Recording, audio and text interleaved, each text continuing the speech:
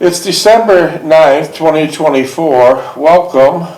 I'm with Mr. John J. Jeckovich in Studio 6C, and we're reading his book, Their Mother's Sons, that he wrote over 3 decades ago.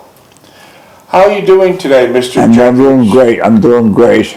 You're looking well in your new jeans, yes. your new sweater, new socks and shoes. Yeah. You're doing quite well today. Yeah. I got these on. Quite well. You're very modern. Yeah. You're very modern looking. Yeah.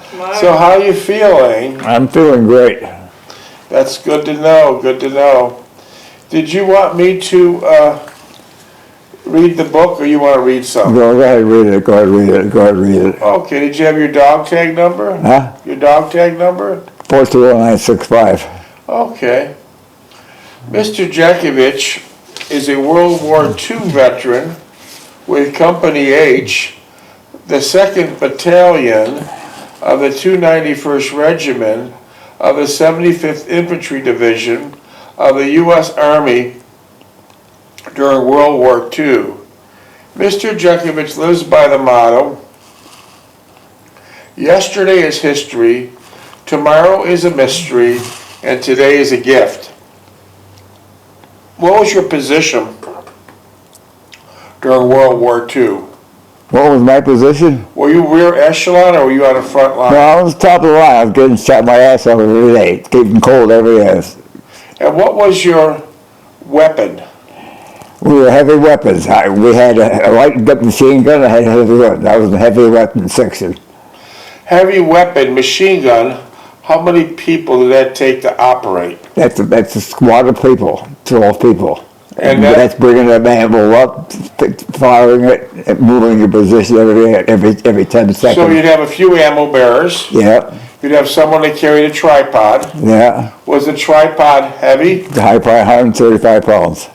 And then you had another person carrying the heavy machine gun. Yeah. Well, my machine gun was tough because you got to be careful when it gets hot. You got to be careful how you handle it. So you're telling me that the machine gun, what type of caliber shell? 30. 30. But it got armor piercing. Armor piercing. So when it got hot, you had to have that machine gun water cooled. You couldn't cool that water, but once it got hot, you start shooting 30 caliber belts through there. It's going to get hot as hell. But wasn't it initially water-cooled machine gun? Yeah, that was a theory. They cool it, but you shoot that thing heavy caliber machine belts through that thing, it gets hot. And what did you do? The weather was the coldest winter in 40 years in Germany, and you were jumping around with many other soldiers moving this heavy-duty machine gun. What did you do to stop the water that cool the machine gun from freezing? Well, you use the stupid what they call it in your car. Antifreeze. Antifreeze, yeah. Okay. Did one of your army buddies get their hand burnt by touching the barrel? He was a recruit. He's a recruit. When we had recruits come in, we said, "You watch the machine gun; it's hot. When you handle it differently, or put asbestos gloves on." When you would start shooting off the machine gun, at what distance away was your target? I'd say about 40, 50, 60 yards. I see. And then about how many rounds did you shoot at a time? We shoot 3 or 4 belts and pick up and move position. We couldn't stay in one position long. How many rounds are each belt? 130. So you shoot about 500 rounds. Then move. And then how would you move? The whole crew would have to get up? Well, no, the crew most of the crew is moving because they're bringing up ammo all the time or doing something else. The only ones that are moving is the guy with the machine gun and the assistant gunner. That's all. They're doing the move. When they fire so many times, they got to move. How come you had to move so often? Because they zero in on you. Okay. They'd zero in on you. 500 rounds, you had to move. Yeah. And then, how far away would you move from your original site? Well, it all depends. We try to move in a spot that's isolated. It gives me some protection. And at that time there, being that it was the coldest winter of record, were you able to dig a trench? No, we didn't dig no trenches, no. Well, what'd you use for? Stay behind a rock, stay behind a pole, stay behind a tree, that's it. I see. And also, did you go into many houses to stay warm? No, they wouldn't let you in the houses, no. And the reason for that was what? The Germans had all the houses zeroed in. I see. So if they heard you're in there, they would have blown it up. Yeah. Wow, that's interesting. The Battle of the Bulge was a last-ditch effort by Hitler to kill more Americans and destroy his country on what's called the scorched earth theory. Hitler knew his end was up, but he wanted to cause a lot more damage before he left. Mr. Jeckovich went into the service as a teenager, and his division at that time was called the Diaper Division. Why was that? Well, they're all 19 years old. They were combat age. That's what they were, 33s. They were 33s. They were affectionately called the Diaper Division because of the reason that they're all right out of high school. And the code was 33s. 33s would be teenagers. And then when many of them died. But when the Battle of the Bulge was over, they were no longer be called the Diaper Division. They were now called the Bulge Busters. Yeah. The Bulge Busters. And that's why these 317 podcasts are named after the Bulge Busters. During World War II, there were 16,400,000 young men and women in World War II. We lost a lot. But right now, almost 80 years later, we're down to less than 90,000. All the rest are gone. And out of the 90,000, the majority of those are rear echelon. What was the rear echelon? They were there. They were useful. They brought their ammunition on. They could take the sticks to tell you where you're going, all the nonsense. So rear echelon was also very important to the war. However, Mr. Jeckovich was front line, correct? Yeah. And there was only approximately 6,000 of the frontline military infantry left, and we're losing them at a rate of 150 per day. Most of the guys are in their late 90s or early hundreds, and so do the math, we're losing them at a rate of 150 per day. And it's actually, as more we read and discuss with Mr. Jeckovich, we found out it is the greatest generation of all time. Mr. Jeckovich, many text messages come in about your book. Where can they buy it? Yeah, I can buy it. Mr. Jeckovich's book is not for sale. It has nothing to do with money. Not a damn thing to do with money. Mr. Jeckovich beat the system. He's knocking on the door of 100, and he's financially well off when most people outlive their money by the 60s and 70s. So the book has nothing to do about money. That wouldn't change Mr. Jeckovich's bank account one single bit.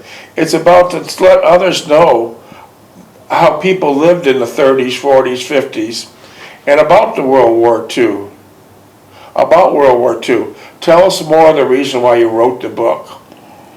Well, people at home didn't understand what was going on over in Europe with the guys fighting over there with the Germans.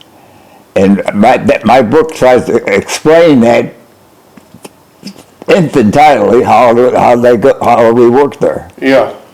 I was a young kid. I was 19 years old. I was 33. I was 19 years old. I didn't know nothing about fighting. My father never went hunting. He had a gun. You never seen a gun in your Never life? seen a pistol or nothing. All that stuff was new to me. And then they told me in the stupid winter. The coldest winter of record. Yeah. And you were basically street smart for some reason. And I believe just the prayers of your mother, who was a devoted Roman Catholic, which what got him alive and kept him alive to get out of the war. Millions have perished.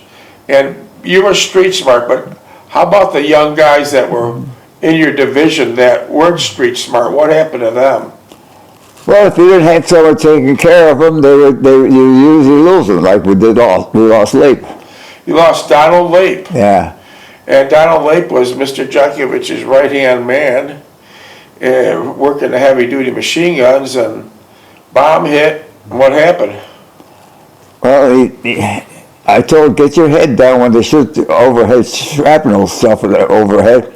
Get your head down or get behind a tree or get behind something. Try to keep your head covered. He got up there looking up. I said, get the hell down, get down there, get underneath a rock or some damn thing. But he didn't understand. He lost his head, and the only thing that was hanging out to his ear was his glasses. Mr. Jeckovich retrieved them plus one dog tag and mailed it in to his mother and father with a nice long letter. I'll read that letter one day, but I don't feel like reading it today. Yeah, I wrote him a letter too. Yeah, I got the letter. It's not, I don't want to read it today, but it's a beautiful letter. And ironically, Mr. Jeckovich has been retired for like 40 some years, maybe more. And 2 blocks away from Mr. Jekovich's Florida house, Donald Lape's brother also retired there. That was Donald Lape's younger brother. They didn't know it. We only found out when Donald Lape's brother passed away. What did Donald Lape's brother do in the war? He wasn't in the war. He was too young. Too young? Yeah, Donald Lape's brother was too young to be in the war. But I don't know what he did to retire, but he retired 2 blocks from you. Yeah. And we found out only through the obituaries that he mentioned his older brother, Donald Lape, that was killed at 18 years old during the Battle of Bulge. Well, his father and mother were lawyers. Yeah, and that's how we put 2 and 2 He was together. going to law school too. Yeah. They had a sheltered life. Yeah. Sheltered life. 17. So, it's a long story. It's got a lot of good information. And Mr. Jeckovich has been shot up, beat up, stabbed, bombed, still has shrapnel in his leg. If he tried to go to the airport. I've got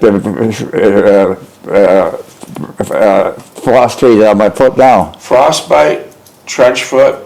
Frostbite, many of these young boys during the World War II, the Battle of Bulge, which I mentioned earlier, was the coldest winter of record.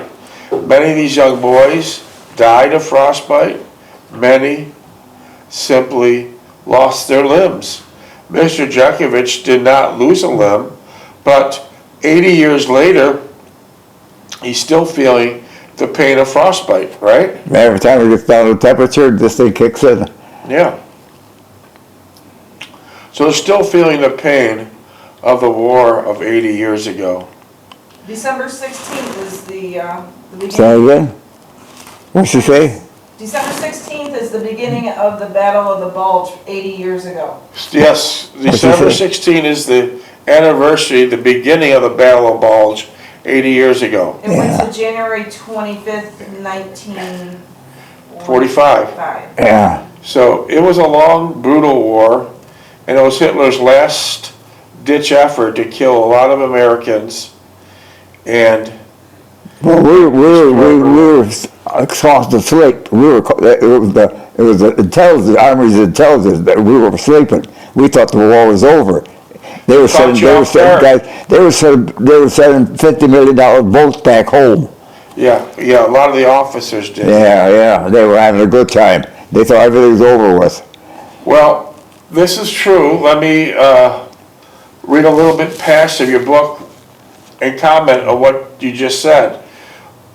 At this time, before the Bulge started, most of the officers, the generals I should say, thought the European theater was over with. And many of them would go golfing, some of them would go out to weddings, others would go... Or pick up $1 million boat and send it home. Yeah, hunting trips and doing some other nefarious things. There was only one general that didn't think that. Who was that? That was Patton. Patton. He says, you're making a mistake. These Nazis are going to surprise us, in which they did. Yeah. The Nazis surprised us. They caught all these young boys off guard. What happened to the 101st Division? Well, they got slaughtered. No intelligence, no intelligence at all.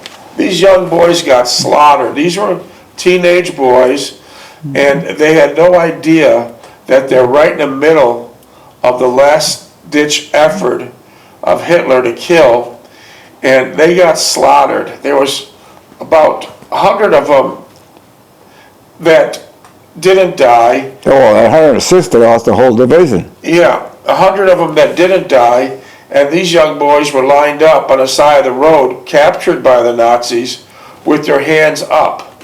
Now picture this, keep your hands up in 25 and 30 degree wet temperatures, and if you dropped them, you were automatically shot. I didn't see that. I didn't. But then what happens? The boys thought, that the American boys thought that they were going to go to camp because they're lined up, and the trucks pulled up. Well, I didn't see that. Well, what happens when the trucks pulled up? Well, when the trucks pulled up, they had canvases over the back of the trucks. They backed them up. These guys were out there having chow. And then when they backed it up, they pulled the cover off the back of the car and had machine guns there, and they just rattled the whole thing in there. Some escaped, not many. Some got in the woods. And these are just young boys. Could you imagine the panic they're going through? Shot up, but still alive.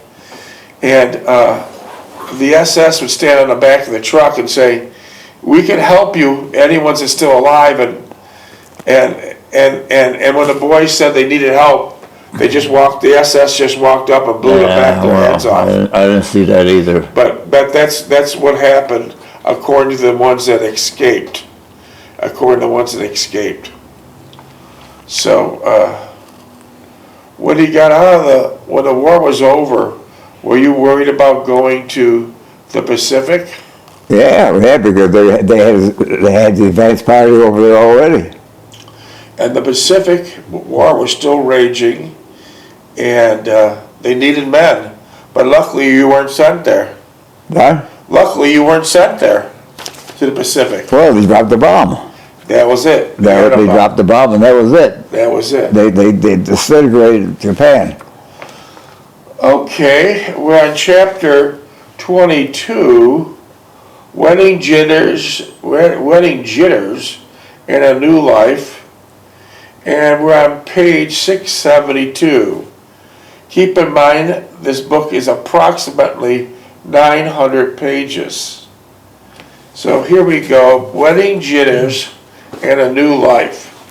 And just to update, Mr. Jeckovich is getting the apartment ready for his bride-to-be, Delphine Stulak.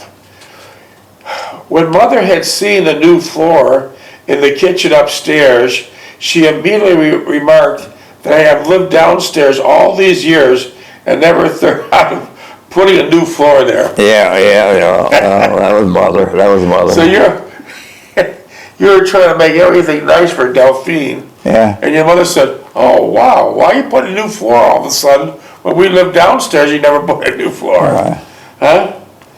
She was somewhat charged, but I could see that she was trying to control and not make an issue. I was hurt by the remarks, but said nothing. I took her to the other rooms, and she was also pleased. Delphine was pleasantly pleased at seeing a new floor in the kitchen. Now you're talking about the second floor. Yeah. That's the move to the second floor. This is Yeah. Delphine now. Delphine was pleasantly pleased at seeing the new floor in the kitchen and became a little emotional over it. I kidded her about it, but was moved by her reaction.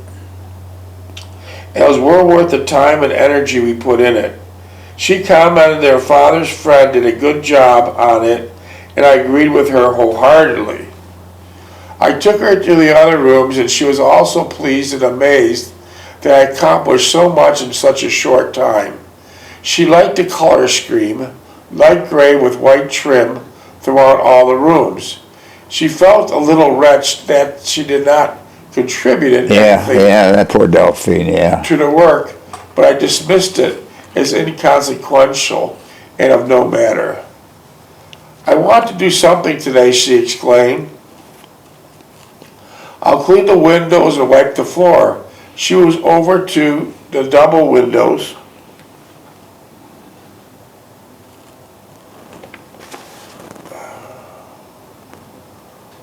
She was over to the double windows. Where are the double windows at?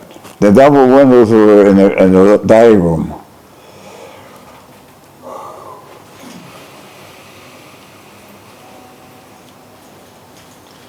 In the dining room. Yeah. 9 minutes. I want to do something today, Delphine exclaimed. I'll clean the windows and wipe the floors. She went over to the double windows in the dining room and drew her finger over the top pane, picking up some dust and grime. I smiled at her and agreed with her desire to do something, but suggested that we get something to eat before we started. I knew that she had not eaten any breakfast. Dave.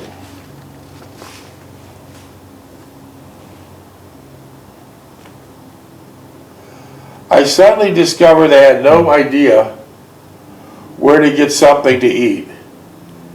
Not having eaten out. No, what are you going to do now? You going to change it over or what? Yeah, give me a second. What's that? What's going on, Jen? Oh, no. This guy was standing there listening. Oh, Okay. Oh, That's he's it. gone, he's gone, Okay. yeah. All right. I suddenly discovered I had no idea where to go to get something to eat. Not having eaten out for a long time of the falls.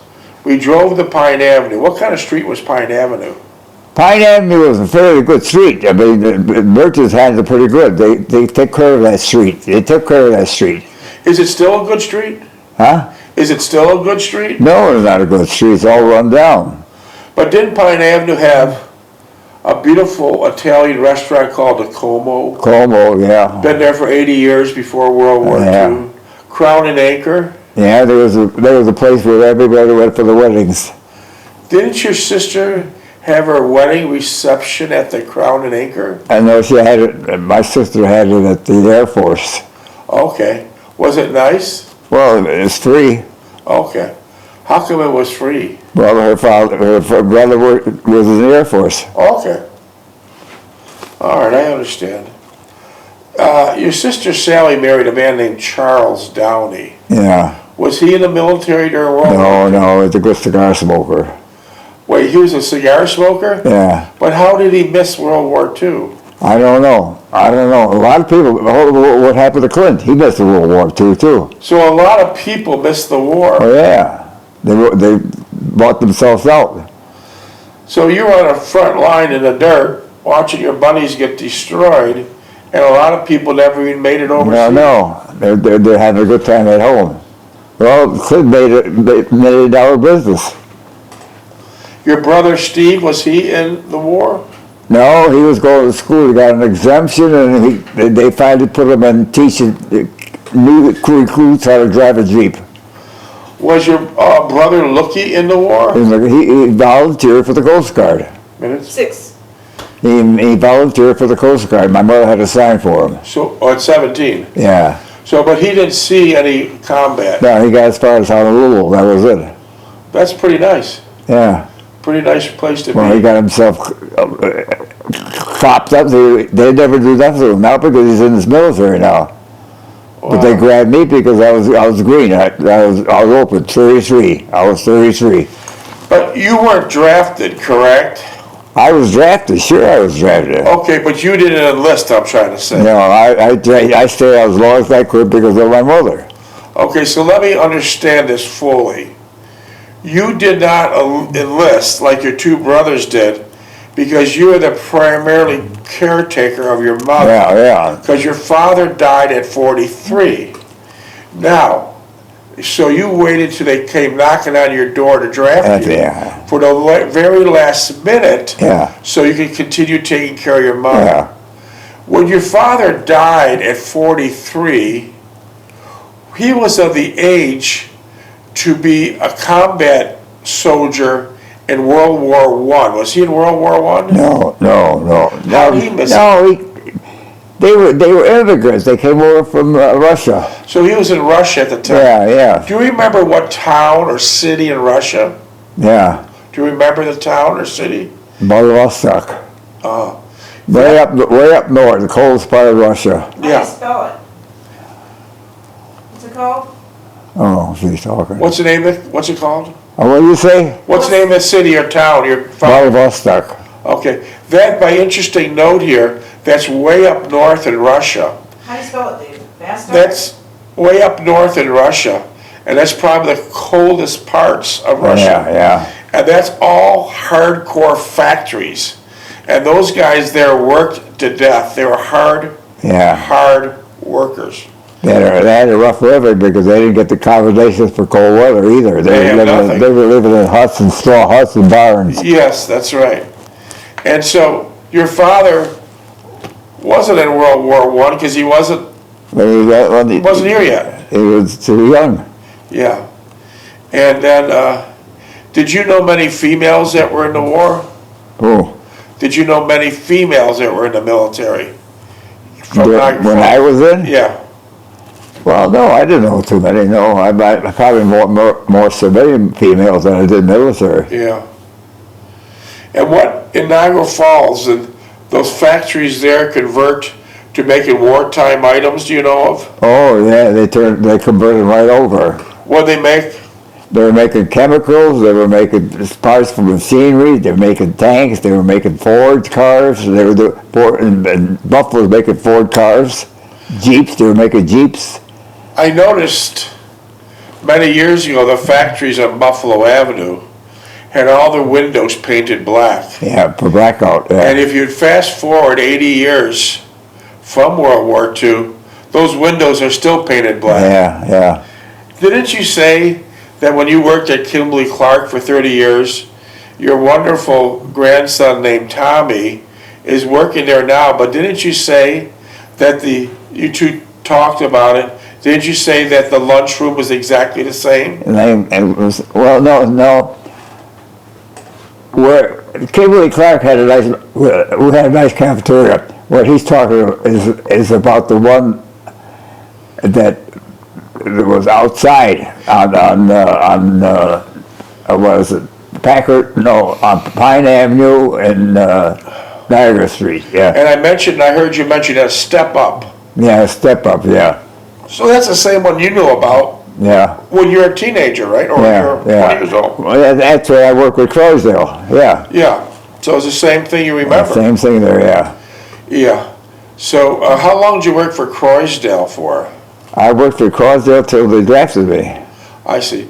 So you were very young then. Well, I was out of school. I was gifted to stay with Uncle Andy because he was a smart guy. I learned a lot from him. And Uncle Andy is your mother's brother. Yeah. And he'd go by the last name of Targus. Yeah. And was he a good worker? Oh, he's a good worker and a smart worker too. Smart. And what did you guys do in all these factories? What we do for work? Well, you had to go travel to factories. Croysdale had it booked up for every factory in Buffalo and Niagara Falls and probably Tonawanda. And he put up exhaust hoods, he put up fans, he put up stuff that they made, and he and I went out and installed them. So that was a pretty big job. Yeah. That was a pretty big I was job. up on scaffolds, on everything else. So you must have been in every factory in I Niagara. was, every factory in Buffalo, Tonawanda, and Kenmore. So when you got out of the service, you know which ones not to apply to for What? employment. When you got out of the military, you knew which ones you didn't want to work at. Well, I went to the unemployment office, that's where they got me, they put me. But you had the inside of all these factories. You knew some where you didn't want to work at. Oh, yeah, like Great Lakes, that was a filthy place. You come home, you're all black, you couldn't get the stuff off your skin. And many of them had to wear chemical masks. Well, some of them on Buffalo Avenue did, yeah. How about Hooker? Hooker was bad because they had to wear masks there. Would you ever want to work at Hooker? No. No. So Kimberly-Clark was the cleanest operation. Well, cleanest, that vanadium that was up downtown more, vanadium was